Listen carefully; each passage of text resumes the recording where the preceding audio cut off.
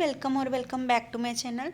So as you know कि हमने first book sociology की स्टार्ट की हुई है इंडियन सोसाइटी। इसका हमने चैप्टर स्टार्ट किया हुआ है demographic features of Indian society. इसमें हमने ऑलरेडी 16 क्वेश्चंस कवर कर लिए हैं जो कि एग्ज़ाम पर्सपेक्टिव से बहुत इंपॉर्टेंट थे। आज हम 17 ऑनवर्ड्स जो क्वेश्चंस हैं उनको कंप्लीट करेंगे। फर्स्ट जो हमारा 17th नंबर का, ठीक है, आज के वीडियो का फर्स्ट क्वेश्चन है, that is theory of demographic transition. तो डेमोग्राफिक ट्रांजिशन की थ्योरी क्या है, ये बहुत ही इंपॉर्टेंट क्वेश्चन है क्योंकि लास्ट ईयर भी ये रिपीट हुआ था। The theory suggest that population growth is linked to overall levels of the economic development and that every society follows a pattern of development related to population growth। ये theory हमें बताती है, ये suggest करती है कि जो पॉपुलेशन ग्रोथ है ये किससे लिंक है, सारे के सारे लेवल्स को जो इकोनॉमिक डेवलपमेंट के हैं उस सभी के साथ ये लिंक्ड है। अगर पॉपुलेशन ग्रोथ ठीक ठाक चलेगी तो इकोनॉमिक डेवलपमेंट होगी। अगर पॉपुलेशन ग्रोथ बहुत ही ज़्यादा हो रही है ऑब्वियसली जो है इकोनॉमिक डेवलपमेंट जो है पीछे रह जाएगी। ठीक है, जैसे हमने पीछे क्वेश्चंस में किया था अरिथमेटिक प्रोग्रेशन का और ज्योमेट्रिकल प्रोग्रेशन वाली थ्योरी में। ठीक है, तो every society follows a pattern of development related to population growth. हर एक सोसाइटी पॉपुलेशन ग्रोथ की जो पैटर्न है उसको फॉलो करती है। तो 3 फेजेस जो है हमारे पॉपुलेशन ग्रोथ के चलते हैं। ठीक है, ऐसे आप जो है प्रेजेंट कर सकते हो। ठीक है, कोई भी आप जैसे ऐसे बनाकर बीच में आप लिख सकते हो कि 3 फेसेस ऑफ द ग्रोथ, फिर आके इसकी जो है पंखुड़ियाँ निकाल सकते हो, तो ऐसे भी बना सकते हो। बाकी जो फ्लो चार्ट है उसके थ्रू भी आप प्रेजेंट कर सकते हो। तो first stage, second stage and third stage, ठीक है, इन स्टेजेस के थ्रू आपने बताना है। फर्स्ट स्टेज हमें क्या बता रही है, low population growth, birth rate, death rate both are high. जो अंडर डेवलप्ड स्टेज है ये फर्स्ट स्टेज में आ जाता है कि इसमें जो है लो पॉपुलेशन ग्रोथ होता है, बर्थ रेट और डेथ रेट दोनों ही हाई होते हैं फर्स्ट स्टेज में।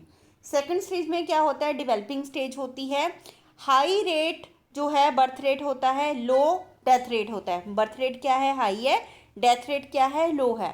सिचुएशन ऑफ पॉपुलेशन एक्सप्लोजन, तो पॉपुलेशन एक्सप्लोजन जो होता है जनसंख्या विस्फोट के, जनसंख्या बहुत ज़्यादा से बढ़ रही है, तो डेवलपिंग स्टेज इसको हम सेकंड स्टेज बोलते हैं। थर्ड वाला कौन सा स्टेज है, developed stage. Both birth rate death rate are low, दोनों ही चीज़ें कम होती है, बर्थ रेट भी और डेथ रेट भी। ठीक है, first stage is that of low population growth because the birth rate and death rate both are high. First stage में जो है क्या होता है, लो पॉपुलेशन जो है ग्रोथ होती है, बर्थ रेट और डेथ रेट जो होती हैं दोनों ही हाई होती हैं, तो पॉपुलेशन जो है वो जो है स्टेबिलिटी दिखाती है क्योंकि बर्थ रेट भी ज़्यादा है और डेथ रेट भी ज़्यादा है। ठीक है, जितने पैदा हो रहे हैं उतने ही मरी जा रहे हैं। ठीक है, तो लो पॉपुलेशन ग्रोथ है, it is a stage of under development. इस स्टेज को हम फर्स्ट स्टेज बोलते हैं और अंडर डेवलपमेंट स्टेज भी बोलते हैं। ये टेक्नोलॉजिकल बैकवर्डनेस के कारण होती है। And the second stage is जिसमें हाई बर्थ रेट है और डेथ रेट जो है बहुत लो है, तो इसमें जो है डेवलपिंग कंट्रीज में ऐसा होता है, it is basically related to developing countries associated with the population explosion.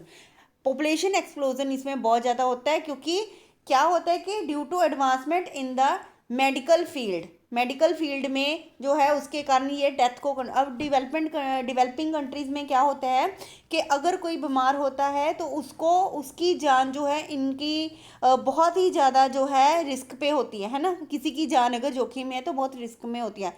तो डेवलपिंग जो कंट्रीज़ होते हैं ये हेलीकॉप्टर के माध्यम से, हमारे तो यहाँ पे एम्बुलेंस है, तो वहाँ पे जो एम्बुलेंस है डेवलपिंग कंट्रीज़ में वो हेलीकॉप्टर वाली हैं, तो वो जो है हम उनको ट्रैफिक का भी सामना नहीं करना पड़ता, आवाजाही का सामना नहीं करना पड़ता, तो वो अपने पेशेंट की जो लाइफ है उसको सेव कर लेते हैं, सिक्योर कर लेते हैं। तो मेडिकल फील्ड में उनकी एडवांसमेंट होती है, तो वहाँ पे डेथ रेट जो होता है कम होता है, लेकिन जो है पॉपुलेशन तो हो ही रही है तो इसके कारण डेथ रेट तो है नहीं, पॉपुलेशन हो रही है तो पॉपुलेशन एक्सप्लोजन हो जाती है। ठीक है, थर्ड वाला जो स्टेज है that is associated with the developed countries where both birth rate and death rate have been reduce. जो दोनों चीज़ें, बर्थ रेट भी कम है, डेथ रेट भी कम है, वो स्टेबिलिटी उसमें आ जाती है और ग्रोथ जो है पॉपुलेशन की वो क्वाइट स्लो होती है, लो होती है। तो why are cities preferred destination for rural people के लिए, जो पिंडू गांव के लोग होते हैं तो उनके लिए एक तरह सिटीज़ जो हैं प्रेफर्ड डेस्टिनेशन क्यों होती हैं?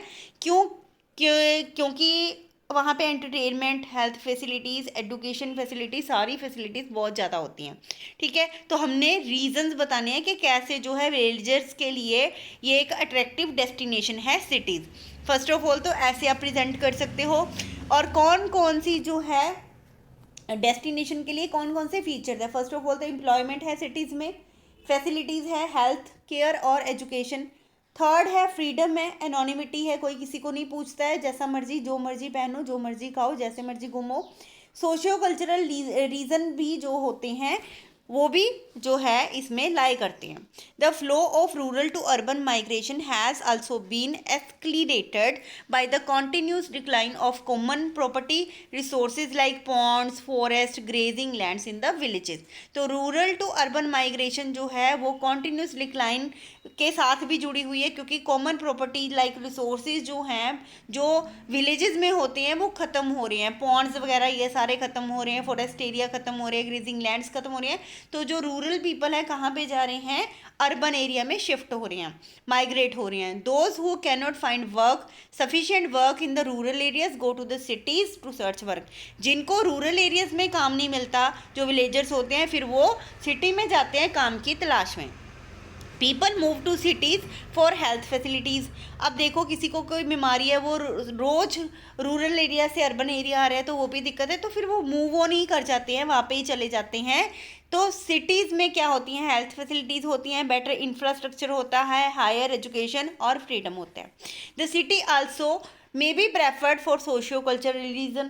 तो सोशियो कल्चरल रीजन कौन सी है? Especially the relative anonymity it offers. तो कौन सी रिलेटिव एनोनिमिटी होती है? For the socially oppressed groups, जो भी कास्ट के बेस्ड पे एससी का, जो एसटी का विलेज में मिलता है ना जैसे सीन, वो सिनेरियो जो है सिटीज़ में नहीं मिलता। सिटीज़ में कोई किसी को नहीं पूछता आप कौन सी जात के हो, सारे जो है इकट्ठे बैठ के भोजन करते हैं। जो भी फैक्ट्रीज इंडस्ट्रियलाइजेशन में लगे हुए हैं, इंडस्ट्रियल सेक्टर में लगे हुए हैं, तो कोई किसी को नहीं पूछता आप एससी हो या एसटी हो। तो विलेजेस में ये जो रिजिडिटी है वो ज़्यादा है, लेकिन सिटीज़ में ऐसा कुछ भी नहीं है।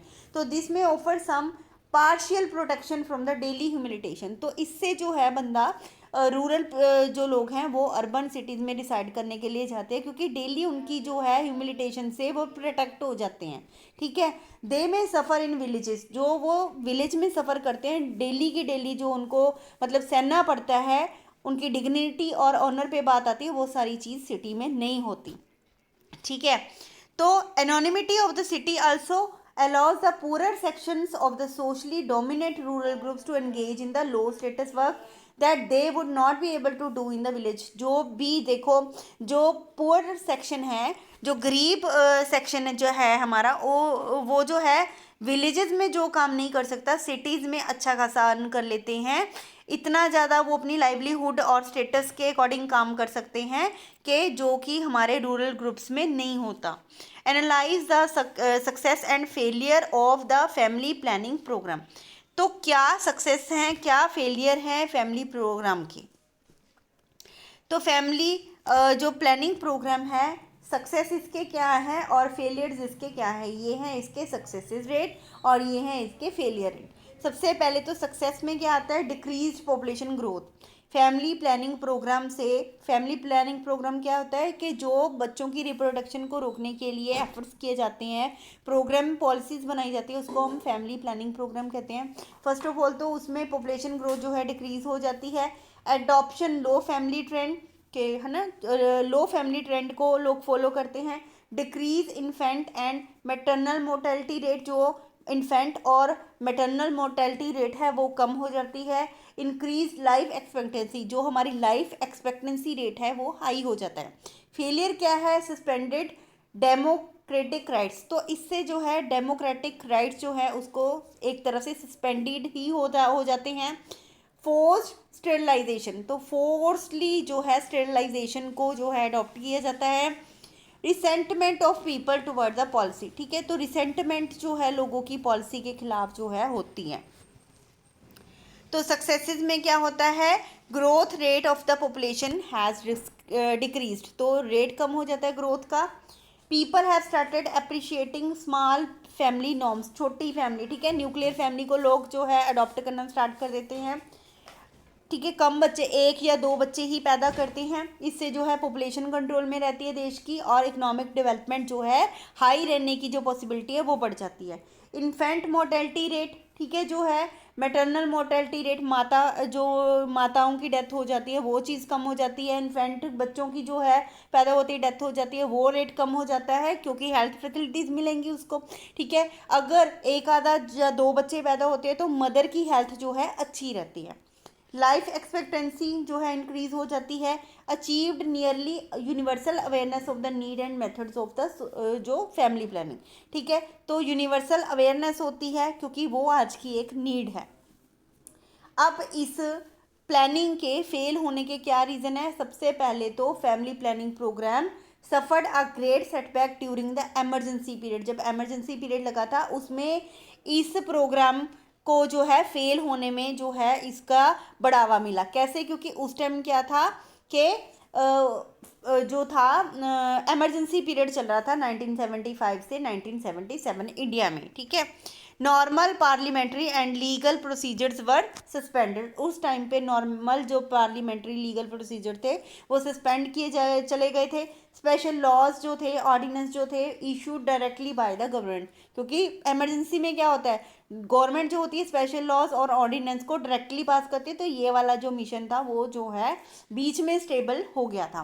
The growth rate still continues to be higher as compare to the developed nation, जो डेवलप्ड कंट्रीज हैं उनके कंपैरिजन में जो हमारा ग्रोथ रेट है इंडिया का अभी भी हाई है।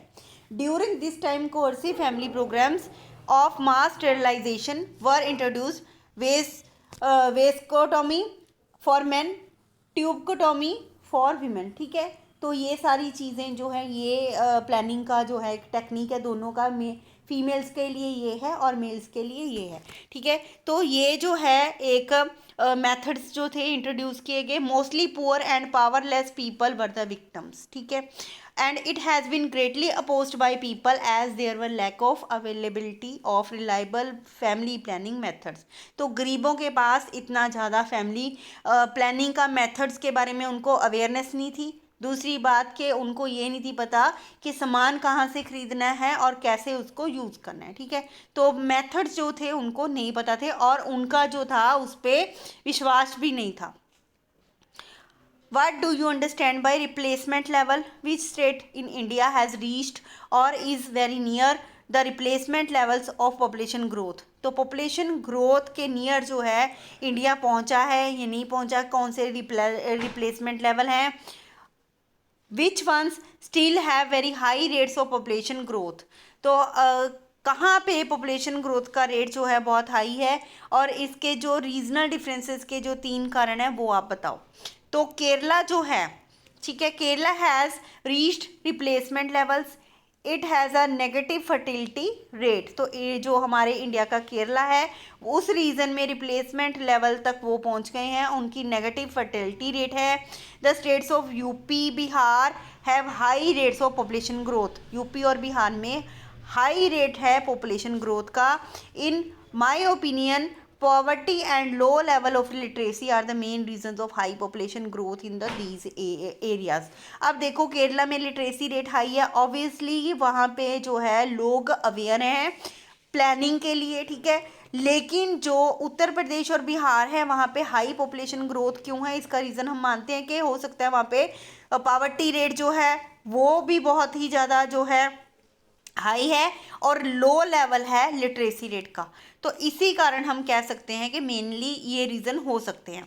What is meant by the age structure of the population, population का एज स्ट्रक्चर का जो है वो पर्सपेक्टिव क्या है, why is it relevant for economic development and growth, ये क्यों ज़रूरी है इकोनॉमिक ग्रोथ एंड डेवलपमेंट के लिए, एज स्ट्रक्चर कैसे इंपॉर्टेंट है।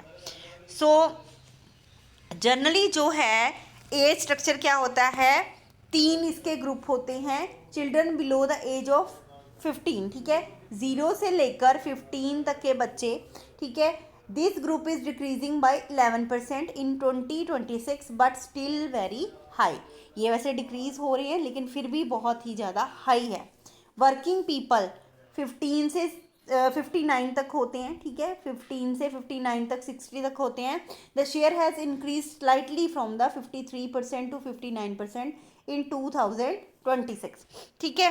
तो वर्किंग जो है हमारे इंडिया में वर्किंग पॉपुलेशन जो है बहुत ज़्यादा है rather than the other countries. हमारे यहाँ पे जो बच्चे हैं और जो बुजुर्ग हैं वो कम हैं, लेकिन वर्किंग पॉपुलेशन बहुत हाई है, क्योंकि ये इकोनॉमिक डेवलपमेंट में बहुत ही ज़्यादा शेयर पाती है, कंट्रीब्यूशन पाती है। तो हमारे यहाँ पे जो है 15 से 16 वर्किंग पीपल जो है वो हाई हुआ है, ठीक है। 2026 तक तो 53 से 59 तक ये जा सकता है। Old people, elderly ageing people जो हैं वो एज के कौन से के होते हैं, 60, ठीक है।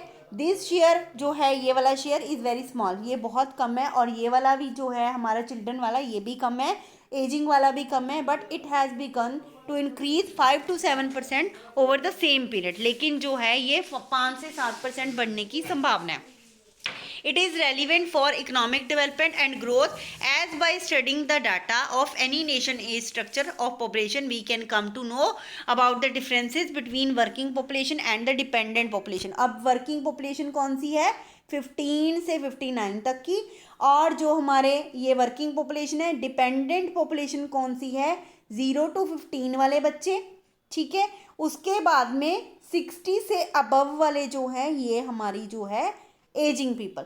तो ये जो है हमारे डिपेंडेंट है, वर्किंग पॉपुलेशन जो है हमारी काम करने वाली है 15 से अबव वाले और 59 तक के, ठीक है, below 60।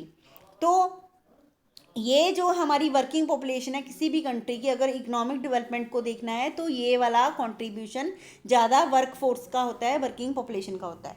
High working population is the indication of economic development. अगर वर्किंग वाली पॉपुलेशन है, ठीक है, rather than the dependent ratio, तो वर्किंग पॉपुलेशन जैसे इंडिया में बहुत ज़्यादा अगर किसी कंट्री की होगी तो इकोनॉमिक डेवलपमेंट ज़रूर इंडिकेट करेगी, while low working population indicate the development of a nation.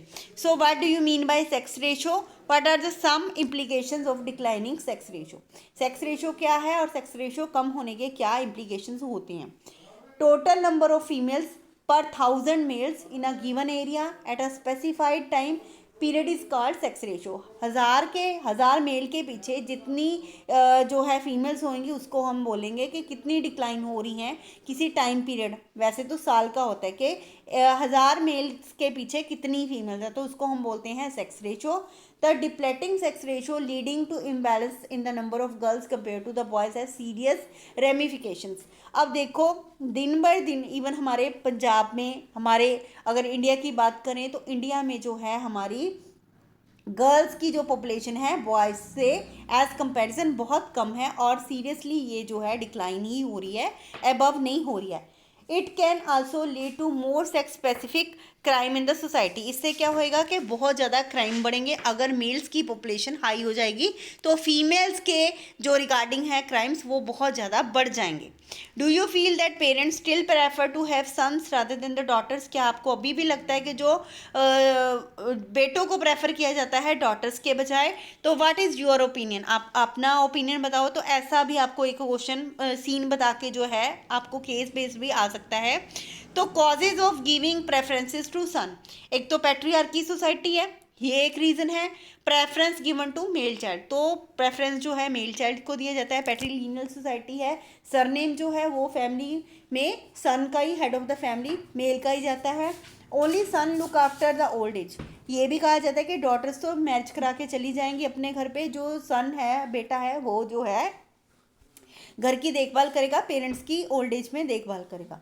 Religious belief है, only son will perform last rituals like क्रियाक्रम के, जो जब डेथ हो जाती है तब जो पिंडदान वगैरह है वो कौन करता है, लड़का करता है, स्पेशली बड़े वाला। तो रिलीजियस बिलीफ भी है एक। तो नेक्स्ट है हमारा कि दो sons are the ones who carry out the family name ahead, that is patrilineal society. तो जो नाम है वो लड़के का ही आगे आता है, पैट्रिलिनियल सोसाइटी।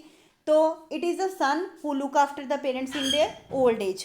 तो ओल्ड एज में पेरेंट्स को लुक आफ्टर कौन करेगा, लड़का ऑब्वियसली करेगा, क्योंकि लड़की को तो शादी करके ग्रूम के घर पे जाना होता है। Dowry is the main factor which sons are preferred, तो क्योंकि दहेज देना पड़ता है तो इसीलिए लोग जो है लड़कों को ही प्रेफर करते हैं। The believe that is the son only who will perform the last rituals after the death of the parents, ये भी एक बिलीव है कि जो लड़का है वो ही क्रियाक्रम का सारा जो होता है, जो भी रिचुअल्स होती हैं तो पेरेंट्स के बाद में वही करता है। सो जो है एक रिलीजियस बिलीव ही है कि सन्स को प्रेफर किया जाता है। Describe the brief in the variation in literacy rate across gender, region and the social group. The variations क्या हैं literacy rate के according to gender, region and the social group. तो low literacy rate in different groups like gender female, social group SC/STs, regional underdeveloped states like UP and Bihar. Literacy rates are also vary by social groups. Historically disadvantaged communities like scheduled caste, scheduled tribes have lower rates of literacy. तो कुछ जो है groups में like SC में, ST में, women में जो literacy rate है वो कम होती है। जेंडर वाइज अगर हम बात करें तो वेरिएशन होती है मेल और फीमेल लिटरेसी रेट में। Female literacy rate is decreasing, female literacy rate decrease हो रहा है। इसका कारण ये भी हो सकता है कि फीमेल्स का जो सेक्स रेशो है वो कम है। तो literacy rate for women is 16.7% only, less than men. However, it is rising faster than the male literacy. Regional variations are still very wide. Regional variations हैं Kerala approaching universal literacy. Kerala तो देखो 90 से 99% तक जो लिटरेसी रेट अचीव करने में लगा है, लेकिन जो बिहार यूपी वाली स्टेट्स हैं वो पीछे हैं। ठीक है, वहाँ पे लिटरेसी रेट बहुत कम है और जो पावर्टी रेट है वो बहुत हाई है। Right the factors responsible for declining rural urban differences, this is the main question. एक तो इस चैप्टर में आपका डेमोग्राफिक ट्रांजिशन वाली थ्योरी, डिविडेंड वाली थ्योरी और आपकी माल्थ्यूजन थ्योरी, इसका क्रिटिसिज्म, ये बहुत ही इंपॉर्टेंट जो है क्वेश्चन है। रूरल अर्बन जो डिफरेंसेस हैं ये भी डिक्लाइन क्यों हो रही है, फैक्टर्स के बारे में बताओ। Rural urban differences also exist with respect to the major vast majority of the population still living in the rural areas. According to 2011 census found that 68.84 still live in villages. Fine. The people in rural areas still live in close proximity and have primary relationship. तो एक तो जो है rural urban differences की बारे में अगर बात करें तो एक तो ज़्यादा से ज़्यादा शुरू से ही हमारी जो जनसंख्या है इंडिया की वो गांव में रहती है। अब ये माइग्रेट होके शहर में जा रही है, लेकिन फिर भी विलेजेस में जो है 68.84 जो परसेंट जनसंख्या है, पॉपुलेशन है, वो जो है विलेजेस में रिसाइड करती है। रूरल एरियाज़ में प्रॉक्सिमिटी जो हमारी है, हम रोज़ मिलते हैं एक दूसरे के साथ और प्राइमरी हमारे रिलेशनशिप्स होते हैं। दे फॉलो स्ट्रिक्ट रूल्स, जो रिजिड रूल्स होते हैं वो गांव में फॉलो किए जाते हैं according to tradition and the norms of the society. Caste system still plays an important role in rural society as compare to urban areas. वहाँ पे कास्ट की रिजिडिटी विलेजेस एरिया में अब भी बहुत ज़्यादा है, but there these differences are decreasing very sharply. अब ये सारे तो हमने बताया कि ये सारी चीज़ गांव में होती है, लेकिन डिफरेंसेस क्यों जो है कम हो रहे हैं, क्योंकि majority of the people indulge in agriculture. The economic value of what they produce have fallen, economic value जो भी वो प्रोड्यूस करते हैं उसकी फॉल हो रही है। Now rural people increasingly engage in non-farming activities like transportation, business enterprises, craft manufacturing, services sector, तो इसमें जुड़े हुए हैं। More and more people who are living near urban areas travel daily to work in cities, still living in villages, also responsible for reducing the gap between the rural urban culture. अब आप देखोगे कि जो लोग दिन में खेतों में काम करते हैं वो शाम को सिक्योरिटी गार्ड का काम करते हैं, मॉल्स में काम करते हैं जाके, है ना, तो डेली वो ट्रैवल करते हैं, तो वो जो है उनके पास इतना टाइम ही नहीं है। तो रूरल अर्बन का जो डिफरेंसेस है वो इसलिए भी कम हो रहा है क्योंकि रूरल जो लोग हैं वो नॉन फार्मिंग एक्टिविटीज़ को उन्होंने स्टार्ट कर दिया, ट्रांसपोर्टेशन सर्विसेज बिजनेस सेक्टर में वो आ गए हैं। It is mainly the mass media and communication channels who are gradually bringing in images of urban lifestyles, patterns, consumption into the rural areas. This bridges the gap between the rural and the urban people. Mass media के through, communication channels के through जो urban lifestyle है हमें पता लगता है, उसके कारण जो रूरल अर्बन डिफरेंसेस है वो कम हो रहे हैं। हम जो गांव में लोग रहते हैं वो जो है अर्बन एंटरटेनमेंट और अर्बन लाइफस्टाइल के फ़ैन हो गए हैं, ठीक है। The rapid growth in urbanization town और city has been attracting the rural population as well. So what why is the family planning program was renamed as National Family Welfare Program? What are its main goals? अब जो family planning programme है इसको rename क्यों दिया गया है national family welfare programme से? इसके मेन गोल क्या हैं? फर्स्ट ऑफ ऑल तो with the coming of the new government the family planning programme was renamed as national family welfare programme with a new set of guidelines to achieve the objectives as the people of the country still resented the name family planning program due to harsh methods adopted by the previous government during the emergency। अब हमने पीछे question किया है कि emergency के time जो harsh method use किए गए थे तो गवर्नमेंट ने हार्श मेथड यूज़ किए थे, तो जो लोग थे उन्होंने जो है इसके खिलाफ आवाज़ उठाई थी। तो सरकार ने जो है एक न्यू इसको नाम दिया और नए जो गाइडलाइंस थे वो सेटअप किए ताकि इसके जो एम है वो अचीव किए जा सकें। मेन गोल्स क्या थे इसके?